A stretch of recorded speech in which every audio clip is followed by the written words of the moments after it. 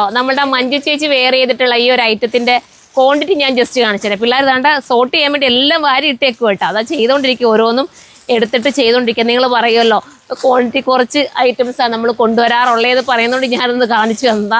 അത് അത്രയും ഓളി ഇതിനകത്തുണ്ട്. എല്ലാ കളേഴ്സും ഞാൻ പെട്ടെന്ന് ഓരോന്നോരോന്ന് പെട്ടെന്ന് ഇതിനകത്തൂടെ ഞാൻ കാണിക്കാം. പെട്ടെന്ന് തന്നെ മോനെ പറ്റുന്ന കളറിങ്ങിതാ, കിട്ടുന്ന കളറിങ്ങിതാ.